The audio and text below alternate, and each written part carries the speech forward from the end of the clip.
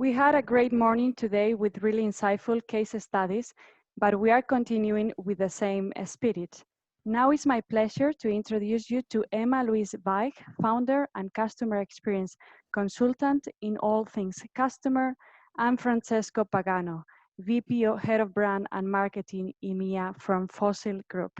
They will be discussing how the fashion and accessories industry has adapted to meet consumers' demands due to coronavirus outbreak. Emma, Francesco, over to you. Thanks, Gabriella. Hi, Francesco. Nice to see you again. Emma, pleasure to see you again. How are you? All good, all good. Not too bad for a Monday. Same I for you? know. Yeah, I'm good. Thank you very much. So it'd probably be good for the audience first just to understand a little bit about you and about Fossil Group. Absolutely. No, thank you. And I'll keep it short because I tend to become boring. So please keep me honest here. I'll try and keep you to time. Don't worry. No, sounds good. Sounds good. I'm a marketing professional, 20 years in the profession, both fast moving and fashion. So when I say 20 years, yes. Yeah. So that guy is not that young anymore. I'm not a teenager anymore. So I still love marketing, still believe storytelling is important, and it is very important in the fashion business. Fossil is a market leader in the fashion watch business and accessories overall. But I'm here trying to really have a conversation, a dialogue with you, and you're bringing the smart piece of the one-on-one dialogue around what is happening and what are the consequences from a marketing point of view. Brilliant. And obviously Fossil Group had online presence prior to coronavirus. So how easy did you find it when you closed your stores to adapt your teams to entirely e-commerce? Absolutely. Same as us. I think the overall fashion industry had to go online immediately. So was that easy? Not really. Especially at the beginning, because the priority was for sure given to essential or more essential goods like masks or sanitizers, toilet paper. So after an initial shock period, then everything transitioned online. Both our own digital properties and of course marketplaces from Amazon to Zalando. And I think this is one of the things that will stay after the pandemic, this swap into the digital world. Definitely. And did you launched new products earlier this year, such as your new smartwatch. How did you find your launch and marketing change as a result? Obviously, there was none of that physical. Did you change to online? How did you change all that? Absolutely. I mean, this was another one extremely painful, extremely. I think we find ourselves in a position where we had to decide. And the decision that we took, and as a matter of fact, that was the most common decision taken in the fashion business, is all innovation was either canceled or postponed. Yeah. So everything went back to the core, to the basics, and all new news, new introductions were parceled out across the year, if not canceled. This is not only true for accessories. Probably everybody saw it in the news. Also, big names, big fashion houses decided to move and to postpone or to cancel, fashion shows or new introductions planned for summer, if not fall holiday. So that was the approach to innovation. The pandemic really wiped out all innovation off of 2020. Yeah. What about consumer buying? Did you see any kind of changes in consumer preferences? Yeah, I think after the initial shock, where probably, and I'm saying this with very light heart, and I do agree, after the initial shock where people do not really look for fashion items because of course they're busy with safety first and their lives, and rightfully so. So I would say the pandemic sparked going back to the basics, to really the essential goods, the hardcore of fashion. So for sure, I think the concentration was on items that were flexible enough to be, utilized in multiple ways. And then the second, I would say, the second trend that the pandemic sparked is a higher sensitivity to promotion. So of course, you know, a lot of people lost jobs, and a lot of people's lives are really on the edge. And you do tend to look at you know, the cost of an item or the cost of a purchase, or maybe you go cheaper, or you look for a bargain. That's what happened during the pandemic. And what about preferences? Because, you know, consumers had an added interest in sports and wellness, and so obviously you have wellness trackers on some of your smartwatches with calorie counters and, you know, heart rate monitors and things like that. Did you see any kind of increase in those types of products? I would love to say yes, but unfortunately, no, not really. Exactly. The hope is with the opening, so phase 1, 2, 3, whatever it's called, depending on the local markets, that there's a comeback to those accessories that may be functional to that active lifestyle. I would say probably, the lockdown was accompanied by less of the usage of smart tools. Okay. And what about kind of key components? Did you have any kind of delays in your supply chain, or, you know, issues? How were you affected by the supply chain? Yeah, absolutely. Another one that was extremely painful. So the pandemic broke in Asia Pacific before it did become serious in our region, so in Europe, and that of course impacted the supply. This is true for you know, all items, all categories in the fashion business, because that industry is heavily reliant on manufacturing done in Asia Pacific.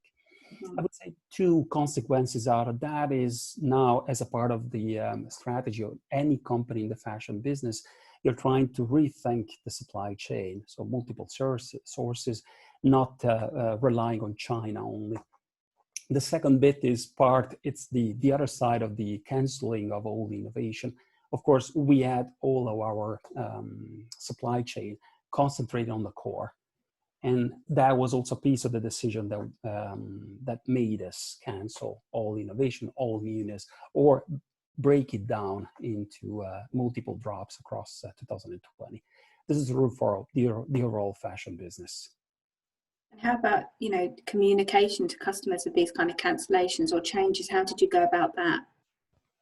I think the general communication was less about, you know, the details of what was canceled, for sure. I think in a proactive and positive way, the fashion business goes out there and communicates about the need to go back to basics and concentrate on what matters, and really being close to people and offering them probably a more compelling price point for the core, the goods that do work, for those items that you know people like.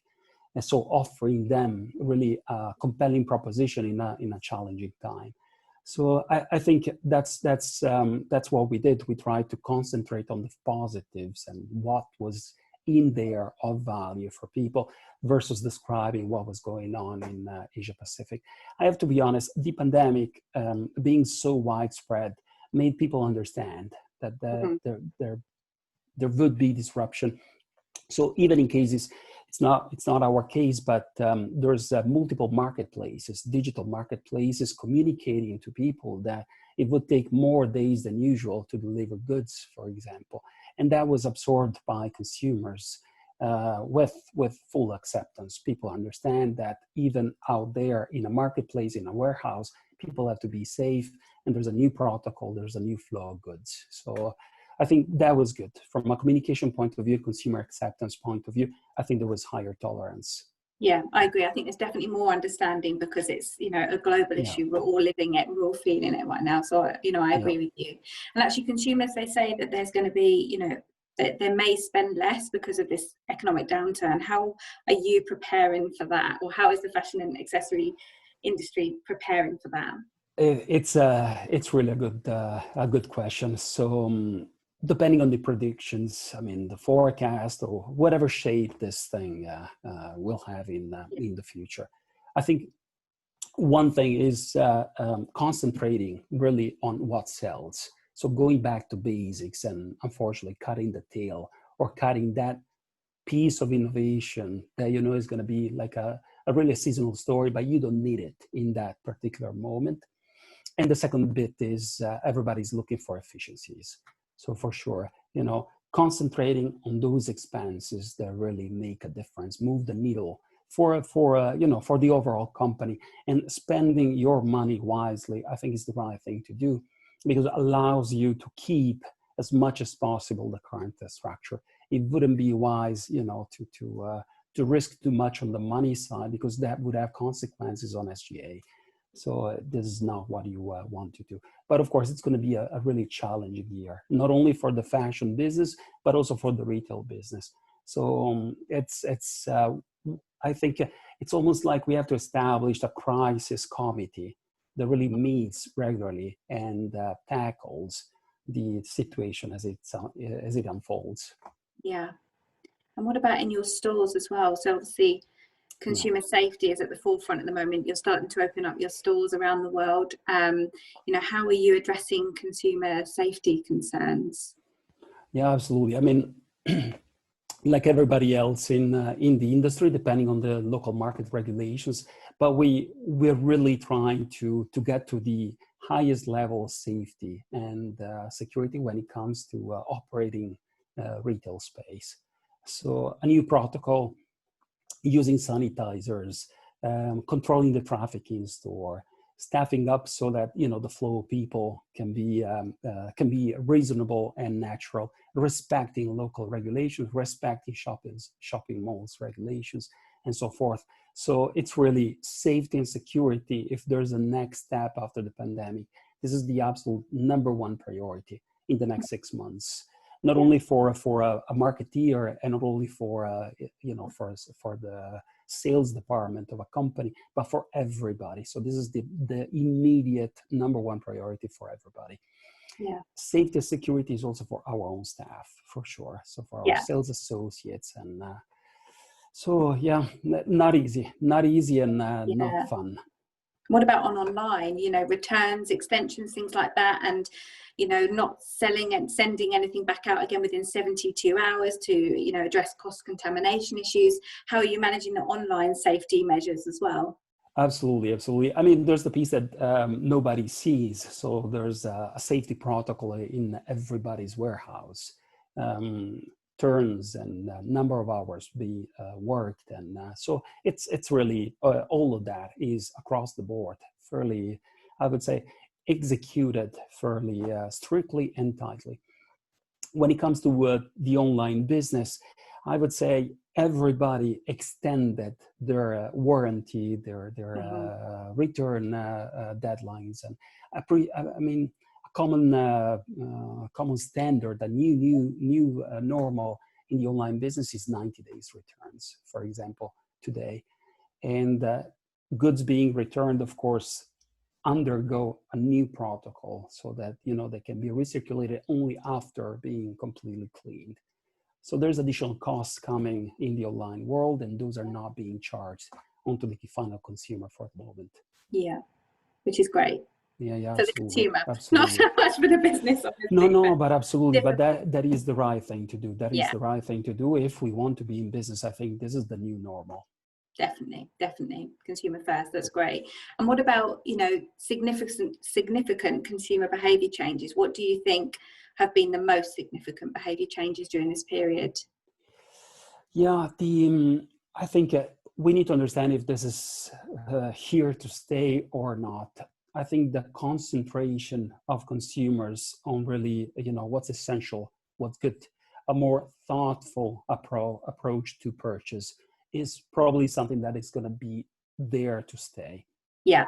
So, and I don't talk about like a normal, you know, a normal, the slight decline that we're going to observe in 2020. I wonder if this more thoughtful approach to fashion and to shopping overall could be turned into something good, could become a new, for example, new ground for sustainability, for example, or for new storytelling, or for the use of new technologies that allow us to upcycle fashion, or like do share. So I wonder if the impact of a decline and this current shock could generate probably fruitful situation, a fruitful condition for a different kind of fashion in the future. Okay, great. And what would you say is, you know, sort of like, you know, final question really, what would you give one recommendation to businesses to help them minimize losses during this kind of coronavirus business recovery phase? What would be like your one lesson, your one recommendation?